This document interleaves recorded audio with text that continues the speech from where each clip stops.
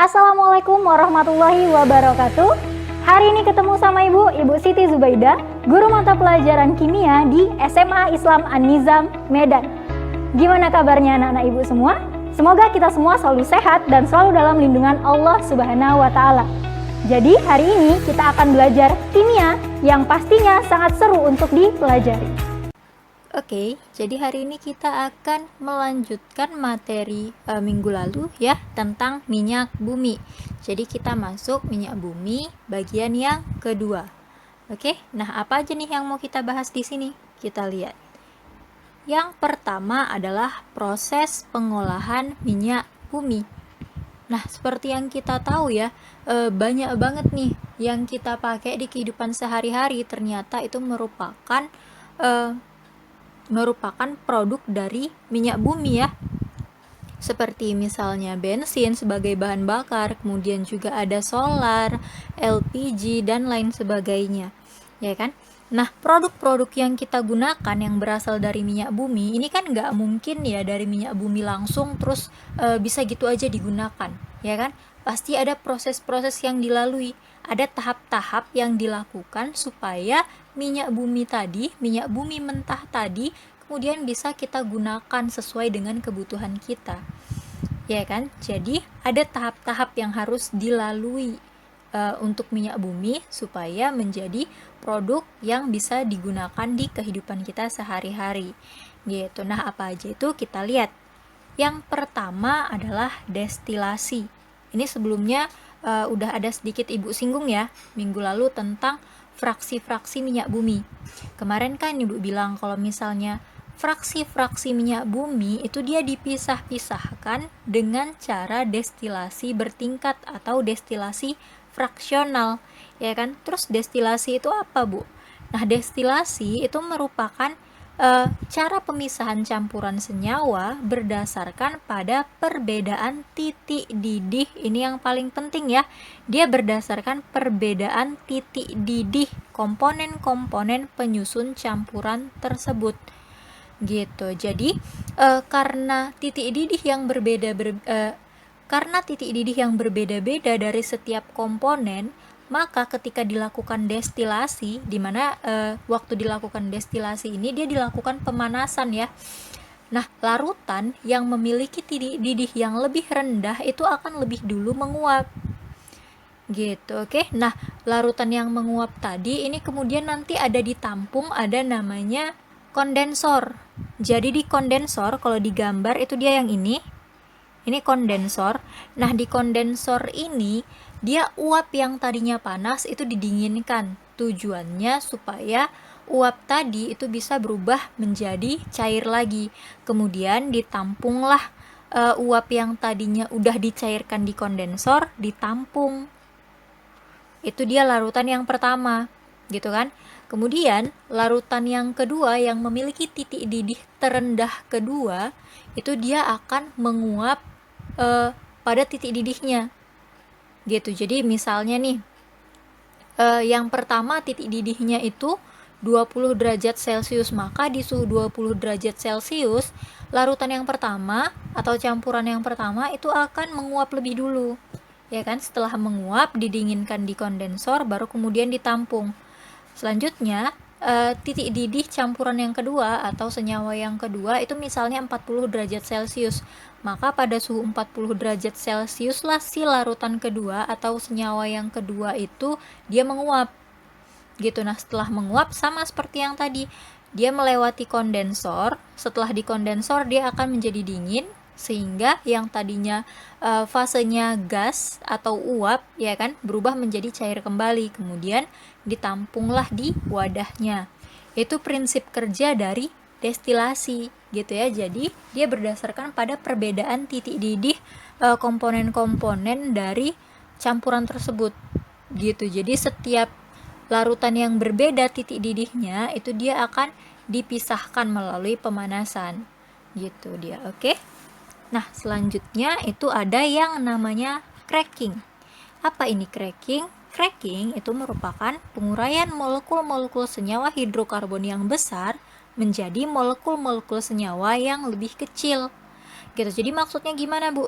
Seperti yang kita tahu ya, Kalau misalnya hidrokarbon, kemarin juga ada kita singgung di fraksi-fraksi minyak bumi ya. Kita lihat di situ C-nya kan ada tuh yang C-nya 1 sampai 4, kemudian yang terakhir itu ada C-nya yang lebih dari 22, ya kan? Nah, berarti di sini jumlah C-nya itu kan berbeda. Artinya apa? Rantai karbonnya itu juga berbeda. Dimana semakin sedikit C-nya, artinya rantai karbonnya juga semakin pendek. Gitu. Berarti kalau misalnya makin banyak nih C-nya di situ, berarti kan rantai karbonnya makin panjang tuh. Nah, cracking di sini penguraian molekul-molekul senyawa hidrokarbon yang besar, artinya hidrokarbon dengan rantai karbon yang panjang, ya kan? Kemudian dilakukan cracking, pemutusan rantai karbon, sehingga rantai karbon yang tadinya panjang itu berubah menjadi pendek gitu. Jadi di yang tadinya besar hidrokarbonnya, yang tadinya panjang rantai karbonnya itu diputus-putus menjadi hidrokarbon dengan rantai yang lebih pendek gitu dia. Oke. Nah, misalnya nih contoh aja. Misalnya dia ada hidrokarbon dengan rantai C8. Kita lihat di sini. C1, 2, 3, 4, 5, 6, 7, 8, ya kan? Kemudian kita butuh hidrokarbon dengan rantai karbon yang lebih kecil. Jadi dilakukan yang namanya cracking. Diputus rantai karbonnya sehingga rantai karbonnya ini akan berubah menjadi rantai karbon dengan C yang berjumlah 4. Ini 1, kemudian yang kedua 1, 2, 3, 4. Nah, gini dia. Jadi cracking itu yang tadinya hidrokarbonnya itu berantai panjang, kemudian diputus, diperkecil menjadi hidrokarbon dengan rantai yang lebih pendek. Itu untuk cracking. Selanjutnya ada yang namanya reforming. Apa itu reforming? Reforming itu merupakan pengubahan bentuk molekul bensin yang bermutu kurang baik, artinya rantai karbonnya ini rantai karbon yang lurus gitu, menjadi bensin yang bermutu lebih baik, artinya rantai karbonnya bercabang. Maksudnya gimana nih, Bu? Jadi kalau misalnya ada bensin, ya kan, dengan jumlah C atau rantai karbon itu 8, ya kan? Kemudian rantai karbonnya ini ternyata bentuknya itu dia lurus. Artinya tidak bercabang, dia lurus aja gitu rantai karbonnya. Ya kan? Nah, ini dia mutunya disebutkan kurang baik. Kenapa kurang baik? Karena semakin panjang rantai karbon yang lurus, maka titik didih dari senyawa tersebut itu akan semakin tinggi. Gitu. Nah, kalau misalnya nih titik didih suatu bensin yang merupakan bahan bakar itu tinggi, berarti kan semakin susah si bensin itu dibakar, ya kan? Sementara bensin ini fungsinya adalah sebagai bahan bakar.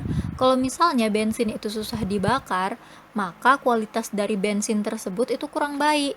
Makanya rantai karbon yang lurus tadi ini diubah bentuknya, di-reforming menjadi rantai karbon yang bercabang.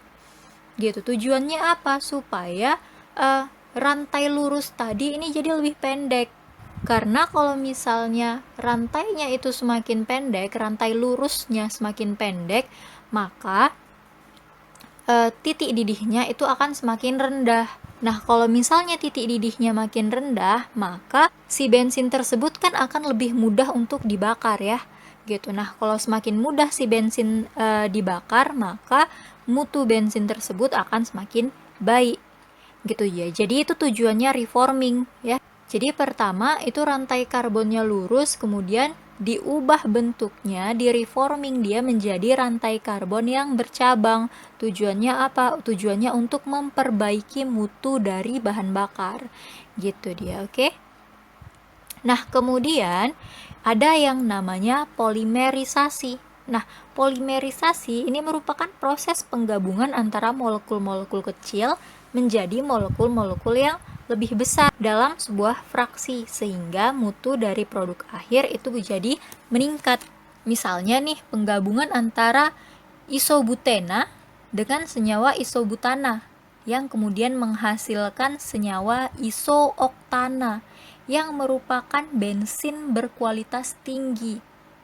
Gitu. Jadi isooktana ini merupakan bensin berkualitas tinggi, di mana semakin besar persentase isooktana dalam suatu bensin, maka knocking atau ketukan dari mesin itu dia akan semakin rendah. Gitu. Jadi ketukan dari mesin itu dia disebabkan oleh pembakaran yang kurang efisien. Gitu. Jadi semakin tinggi persentase dari isooktana ini, dia akan semakin baik pembakarannya, semakin efisien pembakarannya, sehingga knocking itu dia berkurang, atau suara ketukan dari mesin itu dia akan berkurang. Kemudian contoh yang lain adalah polimerisasi dari etena, ya, dimana etena kalau misalnya dia dalam bentuk polimer, yaitu polietilen, ya kan, yang merupakan bahan untuk pembuatan botol plastik, kemudian isolator dan lain sebagainya. Gitu. Kemudian juga selain itu ada juga yang namanya polivinil klorida atau PVC. Polivinil klorida itu senyawa tunggalnya adalah vinil yang juga merupakan alkena, ya. Nah, di sini polivinil klorida atau PVC ini merupakan bahan utama untuk pipa. Gitu. Jadi bahan utama untuk pipa itu adalah PVC. Gitu. Jadi ini polimerisasi. Dia penggabungan molekul-molekul yang kecil menjadi molekul yang besar. Gitu, oke? Selanjutnya ada yang namanya treating, di mana treating ini merupakan proses pemurnian minyak bumi dengan cara menghilangkan pengotor-pengotornya. Jadi minyak bumi yang diperoleh itu kan nggak mungkin udah bersih ya seutuhnya, ya kan? Nah, minyak bumi ini kan masih banyak tuh pengotornya, masih banyak campurannya. Zat-zat yang nggak diperlukan itu dia akan dibersihkan, akan dibuang. Gitu. Jadi zat-zat yang nggak dibutuhkan itu nantinya akan dihilangkan dalam proses treating ini. Gitu, oke? Selanjutnya ada yang namanya proses blending, di mana proses blending ini merupakan proses yang dilakukan untuk meningkatkan kualitas produk siap pakai dengan cara menambahkan bahan-bahan aditif ke dalam fraksi minyak bumi. Misalnya penambahan TEL atau tetraethyl pada bensin. Dia tujuannya ditambahkan tetraethyl ini adalah untuk meningkatkan bilangan oktan pada bensin. Bilangan oktan itu merupakan jumlah isooktan dalam bensin. Seperti yang udah Ibu singgung tadi ya, kalau misalnya makin banyak nih isooktan dalam bensin, maka otomatis dia akan meningkatkan kualitas dari bensin tersebut karena pembakarannya yang efisien. Itu dia, oke? Jadi itu blending ya. Jadi ditambahkan zat-zat aditif atau bahan aditif ke dalam fraksi minyak bumi yang tujuannya untuk meningkatkan mutu dari minyak bumi tersebut. Gitu dia, oke? Jadi itu tadi proses-proses dari pengolahan minyak bumi ya. Ada 6 proses, oke? Selanjutnya yang kita bahas di sini adalah kegunaan minyak bumi dalam kehidupan sehari-hari. Kira-kira apa aja kegunaan minyak bumi dalam kehidupan sehari-hari? Kita lihat. Nah, di sini ada beberapa, ya kan? Udah pernah Ibu singgung juga di materi yang sebelumnya, ya kan? Yang pertama adalah bensin yang merupakan bahan bakar yang paling banyak digunakan, ya kan? Yang merupakan bahan bakar untuk kendaraan bermotor. Kemudian juga ada solar, ya. Di sini ada solar, ya kan? Yang merupakan bahan bakar untuk mesin diesel, untuk mesin-mesin besar seperti truk, bus dan lain sebagainya, ya kan. Kemudian di sini ada pelumas, ya kan, yang juga digunakan untuk kendaraan. Kemudian juga ada di sini LPG, ya. Jadi LPG kan juga merupakan hasil olahan dari minyak bumi, ya kan, yang kita gunakan sehari-hari untuk memasak, ya kan. Kemudian ada juga di sini minyak tanah, ya, minyak tanah, kemudian juga lilin. Dan sebenarnya ada banyak sekali manfaat dari minyak bumi, ya kan, kegunaan dari minyak bumi yang kita gunakan sehari-hari. ya kan? Selain bensin, solar, minyak tanah, kemudian LPG, pelumas, dan lilin, itu masih banyak lagi seperti yang tadi udah ada Ibu singgung ya, dimana polimer dari etena itu digunakan sebagai bahan untuk pembuatan botol plastik, yaitu polietilen. Kemudian juga PVC atau polivinil klorida yang digunakan sebagai bahan dasar untuk pembuatan pipa.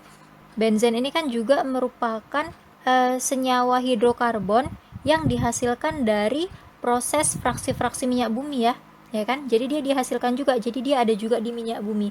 Nah, benzen ini dia sangat banyak manfaatnya, gitu. Seperti pada pembuatan TNT, bahan baku untuk pembuatan TNT atau trinitrotoluen yang merupakan bahan peledak, ya kan? Kemudian asam benzoat yang merupakan pengawet makanan.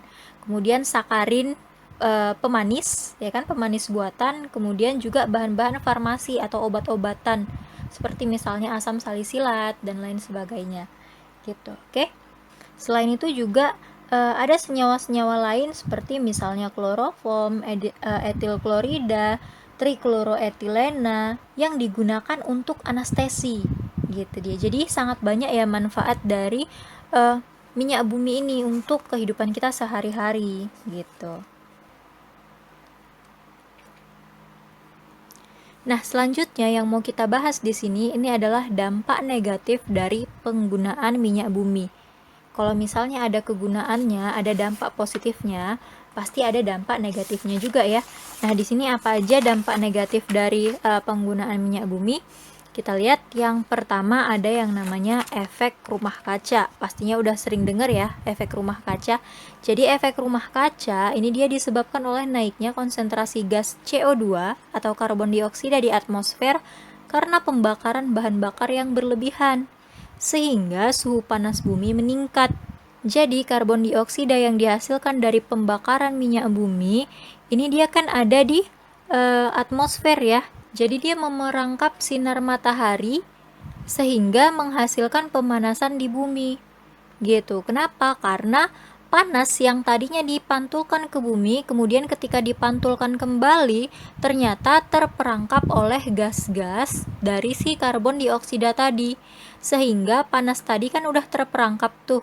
Itulah yang menghasilkan suhu di bumi ini meningkat, gitu dia. Itu maksudnya efek rumah kaca, gitu. Jadi panasnya ini dia terperangkap di atmosfer bumi sehingga menyebabkan bumi itu menjadi lebih panas, suhu bumi meningkat, gitu.